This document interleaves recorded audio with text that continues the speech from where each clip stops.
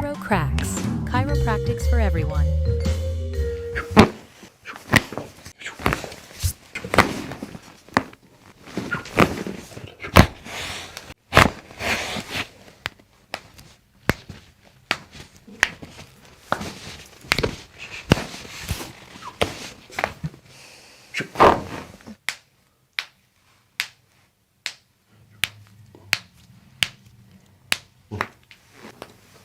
Do you have any back pain?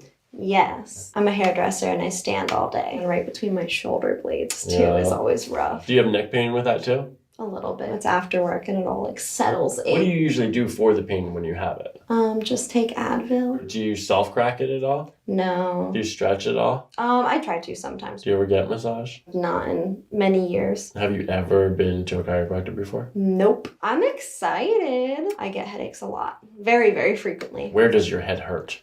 Here. It's caused by muscle tension. Those are the easiest kinds of headaches for chiropractors to be able to help. Oh, that's awesome. Yeah. Looking at the feet first. The right foot is everted. Your feet are complex for sure. It's not as simple. I'm going to assume that there's some decreased arches by what I'm seeing right now. Arm swing looks even, both sides. Shoulders look pretty close to even. Looking at the hip swing, I see more accentuation to the left, possible slight restriction to the right. Arches are normal. Just observing the spine first. Just have a little bit of that postural change right here. As long as you're conscious of your posture, then this won't get any worse. Good.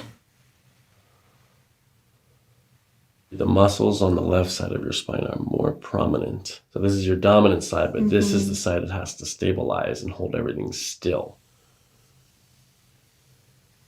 T4 up. It is slightly warmer on the right. And then it stays pretty consistent, nice and cool.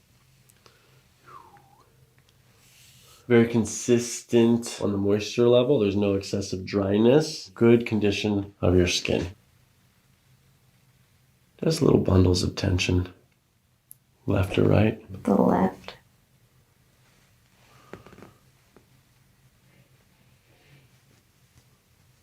There's just a little bit of excessive tightness over here on the rhomboid compared to the left. That's usually where I get pain. There's definitely tension in your actual spine. The muscles on the left side of the spine are tense, and then it's the muscles in the shoulder that are tense on the right side. This is where all the rigidity is here. 6, 5. It's like a rock. You're gonna feel my fingertips on the back of your hamstrings. We're lower on the right. That means the right hip has possibly gone back like this, or the left hip has gone forward. From the top, the right glute is coming out more this way, so that means the right hip might be externally rotated, or the left hip is internally rotated. The eversion and the external rotation make sense together. Close your eyes. Mostly forward to back. I don't see any deviations to the left or right. The right comes up short. That confirms what we saw on the standing glute test. Right short, and it evens out. And it's trying to become the longer leg here, which points to the right SI joint. All of this is connected. Hip all the way up your spine, neck to where you get these tension headaches. Tender? A little bit, yeah.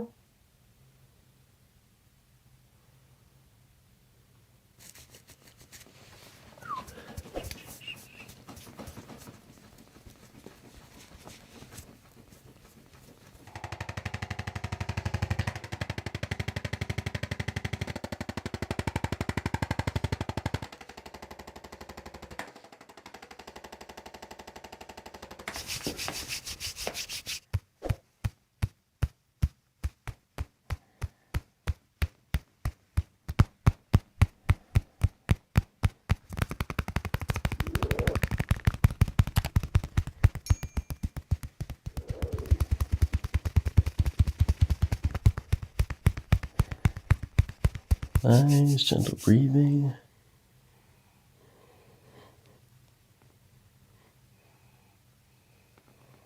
I'm going to follow your breath down. When we get to the end of your breath, that's when we do a little push like that. Deep breath in through your nose and out. Now we're going to go to this T3. Shoulders sinking. That felt so cool. Now at the very top, T1. Awesome. Much better. Like the other ones, I'm going to follow your breath. I'm going to bring your hips down like this. So that was that SI joint. Deep breath in. Awesome. I'm going to bring the hip down. so crunchy. Turn your head to the right. Turn your head to the left. Bring your right ear down to your shoulder.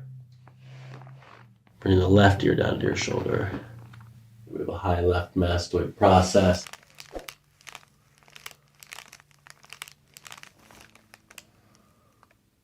Just like the other adjustments, I'm just gonna follow your breath. Let your head go. You don't have to help. You don't have to do anything. We just push like that, okay? That felt wild. I'm so excited. Sink and letting it go.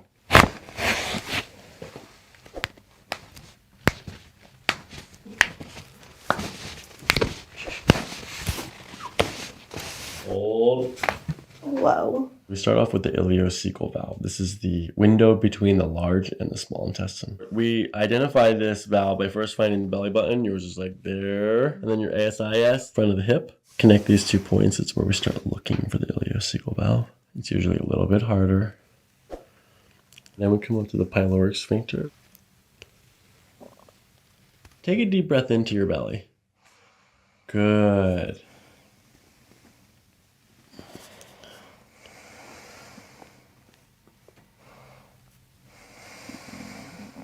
We pull in that direction like that. This one's just a little bit more aggressive than the other ones. Whoa. That was weird. It feels a lot better. There's a lot less tension and stiffness. Feels good, especially in my shoulders as well.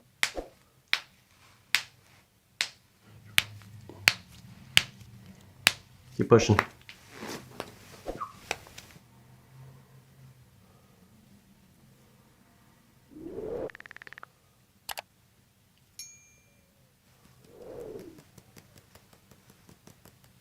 First, we're going to settle in and find the pulse. The colon's not doing its job. Do you get any urinary tract infections? Yes. So the constitutions are this. You have kapha, pitta, vata. In exercise science, they call it endomorph, ectomorph, mesomorph. Not only do the constitutions reveal physical dispositions towards gaining fat and muscle, but also emotional and mental dispositions. All of the ways that we relate to people come from thoughts. When you have a sacral chakra deficiency, it usually means that you're thinking about these things. You have to go with what you feel more than what you know. You have IBS. IBS is very commonly characterized as something that is a result of stress. What are you stressed about? Making everyone happy all the time. Kaphas are the caretakers. That's your nature, and you have to do less kapha activities. For you, it's about self-care, self-love. You have to like drain out your empathy tanks. You need to leave everything at work that's supposed to be there, and you need to go take care of yourself.